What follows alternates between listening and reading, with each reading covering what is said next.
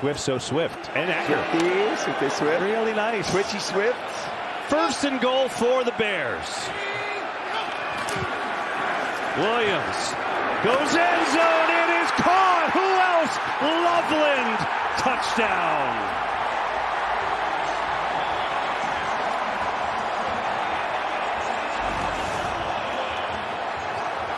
Let's see if he's got it. And he does. Dean, you like it? I like it. Hands underneath. He's in bounds. Looks like a touchdown to me. Yeah, great job just kind of creating a void in that space with the corner route. Loveland kind of leaks behind it. It fishtails the other tight end. Great play design by Ben Johnson. Here we go. Let's see if they can tie it up. Manungai the back on the tying two-point try. Hey, we got a fan here. We got a fan. Last time they handed off to Manungai. This time they'll fake it. Williams looking, throwing, it is held on to it, caught! Cole Kmet, we're tied in Chicago.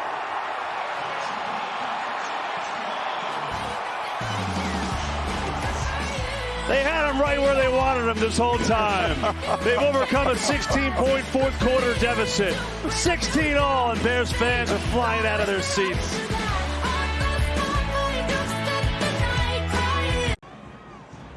Okay, this is not how you draw it up. This is Kmet, the tight end, who actually catches the two-point play. He is blocking Aiden Hutchins on his play. That is the responsibility. He whiffs, he falls down, Manungai picks it up, but because he knows that Caleb has this Houdini-like quality to drift and make throws, he finds his way into the end zone. He's surprised he caught that. Ben Johnson's surprised he's caught that. That's just insane. It's amazing. Bears looked like they were lifeless for three quarters. I mean, we've done so many other games. We've seen this. They come alive in the end. They're down 16 in the fourth quarter. They've come all the way back to tie it. The crowd's in it, and it's something else. Today's Domino stat tracker. Look at the quarterbacks. Jared Goff's had a big day. The Bears, what's going on here? The Bears are saying, get into it, crowd. They're up on their feet. So you see Goff's day, and then Caleb Williams, who was so quiet for most of the day, he's picked it up again in the fourth quarter. Yeah, well, he finally got loose, KB, and he's got this, you know, when he starts using his legs, his body warms up, he gets into the flow of the game. The entire first half, there wasn't much, and oh yeah, a little Seven Nation Army, get him going. Look at Roma Dunze, he's like, let's go. Man, this place is going to be fun next week for a playoff game. Who's going to come out on top on this regular season finale, though?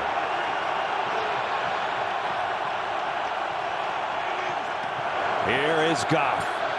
Going to float one out to Gibbs. Just missed him. Tried to get him on the fly, and it's incomplete.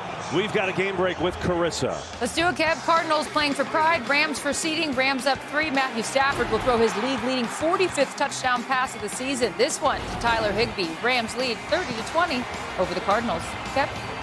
Wow, there you go. So that one is basically for the right to play the Panthers in that 4-5 game. If that happens, the 49ers would be the 6th seed. Packers are locked into the 7. The Eagles are now tied with Washington. And again, the Bears control the 2 seed. If they win, they get the 2. You got all that? Good. I'm glad you got all this figured out, KB. I have no clue. We'll rehash it again. Goff, trouble over the middle. St. Brown makes the catch, but Edwards all over him for a short gain. And it's going to be a 3rd down and about 6 coming up. Yeah, you feel the momentum just has shifted this entire fourth quarter with really good offensive play, and that injects a lot of life into this defense as well. When we talked to Kevin Byard a few weeks ago, he said, man, I feel like every fourth quarter when we're close, we're going to win. That's the confidence you get coming back as many times as they have this year. This situation, they're very familiar with it.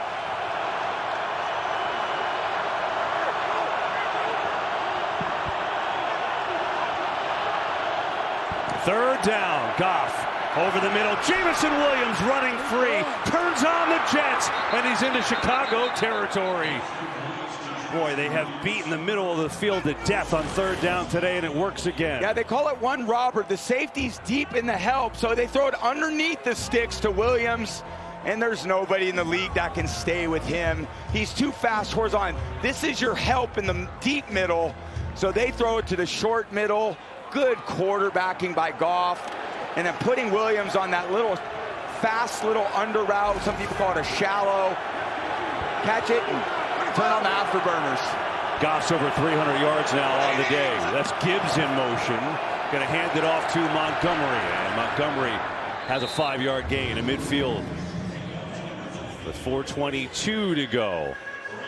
Yeah, and it's so interesting the amount of times that this Bears defense has played man coverage against this Lions offense in critical situations, and the Lions have answered the bell. These guys, all these guys, Raymond's made plays. Obviously, St. Brown, Williams made plays. Gibbs made plays against man. Tough offense to stop. They're giving Bears everything they can handle. Gonna run it to Gibbs on the right side, and Gibbs has a first down. Good second effort there right at the marker. Now they say maybe a little bit short, at least on the near side spot. So it's going to be a 3rd and 6 inches. Now, Tom, the difference in the game is simply red zone. Lions have been in the red zone 4 times. They've driven the ball all over the field, but they're only 1 of 4. Yeah, and also the Bears have not got those turnovers that they've gotten all season long. Goff's played so well throwing the ball. They're taking care of it in the run game. Bears defense thrives on turnovers. They're still right in it. Gibbs, first down, and down to the 40, where he's taken down by Billings.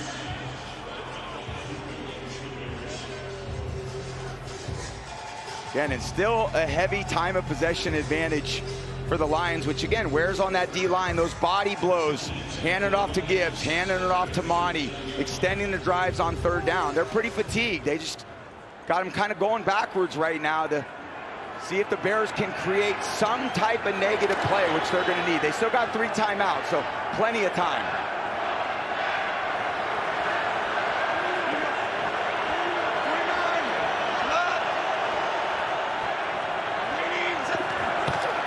Here's Montgomery, left side, breaks a couple tackles.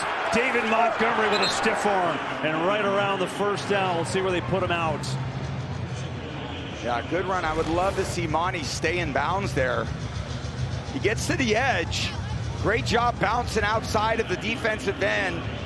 Deshaun Wright coming up there and trying to get him on the ground. Edwards kind of shoots that gap, and then Monty feels it, bounces outside. I'd love for him just go on the ground and run it down to the 2-minute warning. Like, not the best awareness situation by Monty at that point.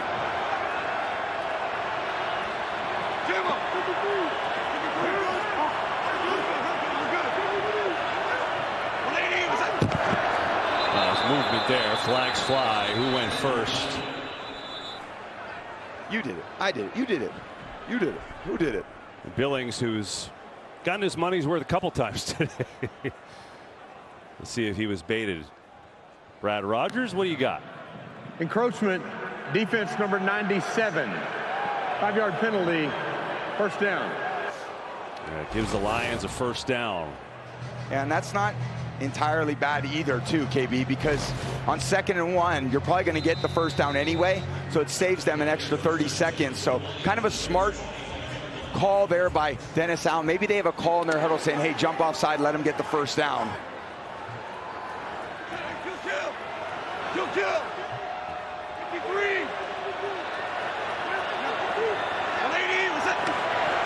Goff to throw it. And dirts it. Trying to get a little hit to Montgomery, but he was covered well by DeMarco Jackson, who read it.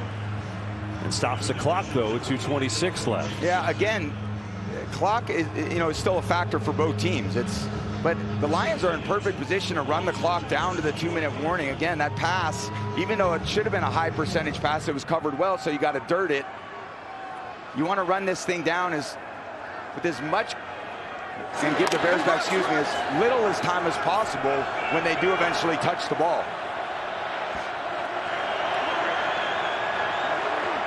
Second and 10, they line up Gibbs as a wide receiver here.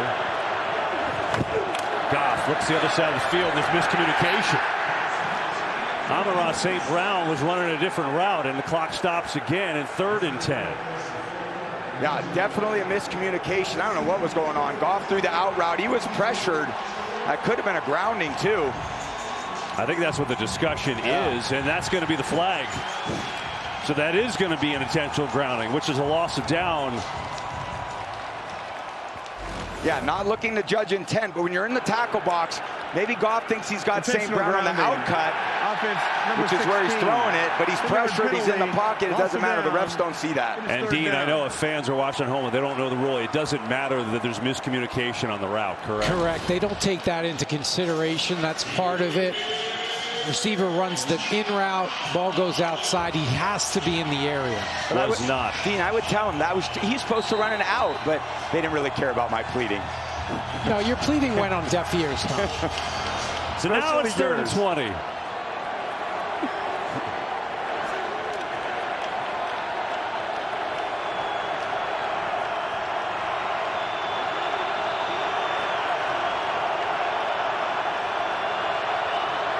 Goff to throw. Pressure up the middle. Zips one deep into heavy traffic. Intercepted. Kevin Byard, the league leader, has another one. Looking for some blocks. Up across the 25. Ruling on the field is an interception by the defense. First down, Chicago. They do it better than anyone. The league leaders in takeaways, and Byard, the most interceptions in the league. His 7th. Here's St. Brown running down the middle of the field, and there's just nowhere to throw that ball. Edwards gets possibly his finger on it. Couldn't quite tell from that angle, but that is a tight window throw. Going for it all. No, that's Brisker tipping it up in the air. And then Byard on the spot as he's been all year. And Al Harris, who preaches the ball, interceptions everywhere he's gone. Oh, yeah. What a great shot. He's fired up, too. Now the Bears have a ton of time. They got all 3 timeouts and the 2-minute warning left. We'll start with Monungai in the backfield. Williams on a slant. Burden dropped, and that was nearly picked off by Davenport. Wow. Simply incomplete. Yeah. Simply or unsimply. That was a run play called to the right, but Caleb and his rookie receiver Burden on the same page, just not quite the execution they needed. And again, that ball's, when you're running in at the balls too, KB, that ball's just jumping up on you so quick. So when you get a fastball and you're running in at it, that ball really is hard for the receivers to catch. Play fake. Williams in trouble. Escapes, throws, incomplete. There's no one there either. Yeah, it looks like that should be a grounding too. That's the same thing. And there's going to be some more discussion.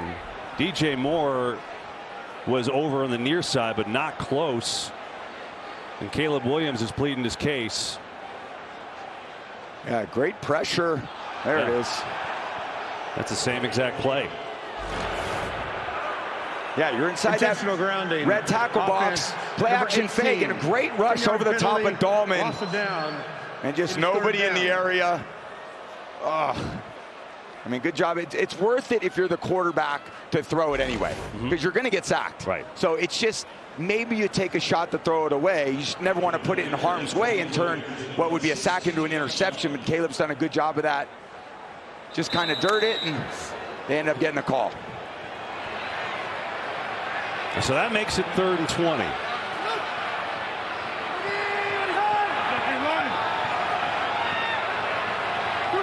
Have to get to the 36.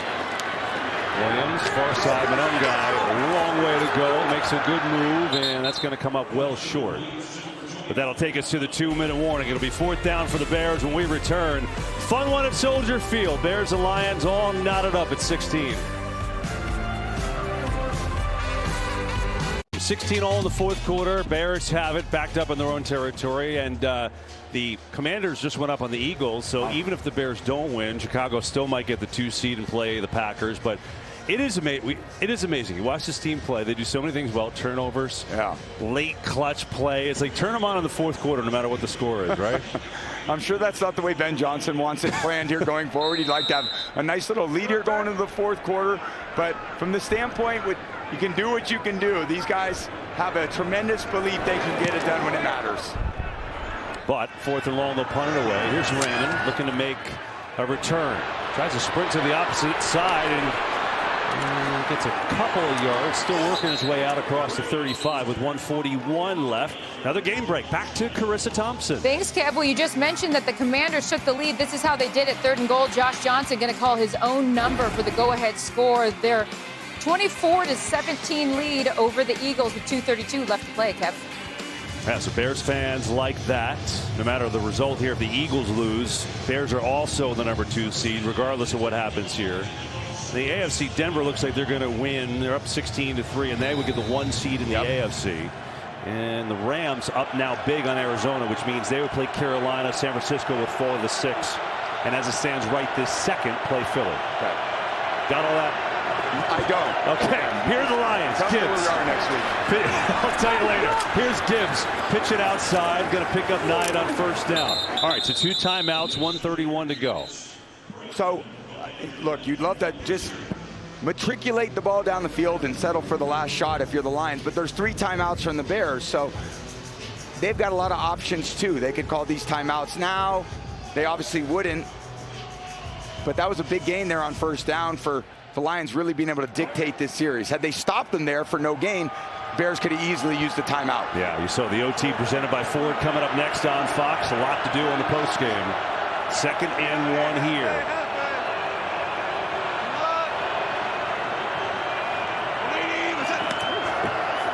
Gibbs up the middle, and it's got enough for a 1st. Give him 2, move the chains with 46 seconds left. And there's an injured Bear, I believe, on this play.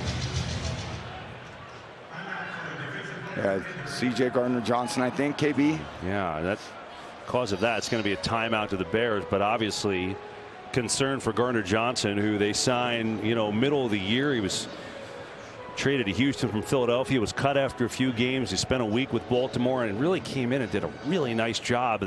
All the injuries, they needed him to fill in for Kyler Gordon in the nickel spot. I know he's had a rougher game today, but he's been a valuable piece, and I hope he's okay.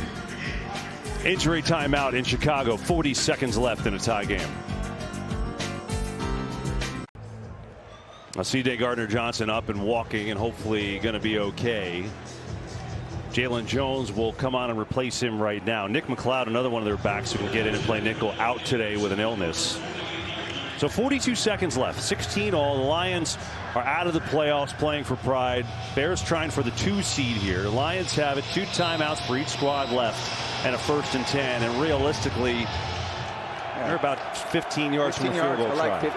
15 yards, 20 yards to feel really comfortable and confident. Bates missed one before half, so you'd like to be closer than that distance was. Yeah, that was 53. Here's Goff. Over the middle, and again a completion over there to St. Brown. Now he's in field goal range and more. Wow. Slides down to the 25, and there you go. That's it. That's it. That 1st down, because the injury to Gardner-Johnson took the timeout. They can now basically run it down to the end. It's just a little drift concept. Play action fake. You get all the linebackers into the defense, and then there's a void in that 2nd level, which St. Brown has been exploiting his entire career. What a catch. You see the play action fake. And Goff with a little pressure as he's hung in there all day long. What a performance by him. 330 yards. St. Brown, 139. They came to play. You think this game didn't mean a lot to them? It sure did. Well, the Lions in field goal range right now. Yeah, 45-yard field goal right from here. They'd like to make it a little easier with Gibbs on the right side, and not much, maybe 2 if he stood up there. Yeah, so just run the ball down. Bears know that they may not even use this last time out. Yeah, maybe just run it down to 4 seconds and send that field goal unit out. I'd like to welcome those of you who just joined us. The Lions putting themselves in a position for a game-winning field goal. Been a fun game. Detroit was up 16-0. The Bears came to life in the 4th quarter. 2 touchdowns, 2 two-point conversions. Doing what they usually do. But the Lions on this drive have been money. The big play to Amon-Ra St. Brown to set them up here, where they have a chance to win the game. Bears trying for the 2 seed, which they get with a win or an Eagles loss. Here's a recap. Goff to Gibbs for a touchdown. They were dominating the 1st half. And then the Bears woke up But after this, Maddox with the pick. They went on to score after that. Here's the wake-up call with Walker, and then Loveland, a couple two-point conversions, including this one, the wild one to Komet, which tied it.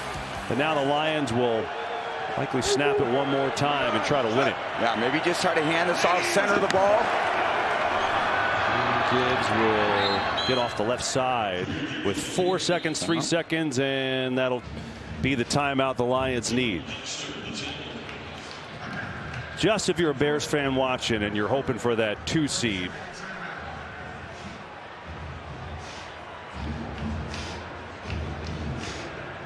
Again, if you don't win this game and the Eagles' loss gets you the 2 seed, the significance is if you win a wild card round, you are guaranteed a home playoff game in the divisional. It's a big deal. Yeah, big deal. Super important to play in front of your own home crowd. You saw the momentum shifted today with the Bears when they got a little momentum there in the fourth quarter, kind of stormed back. This game means a lot, and Lions really answered the bell, showed the resilience that this organization is made of. We'll see if Bates can knock it through. From 42 yards out, try to give the Lions the W.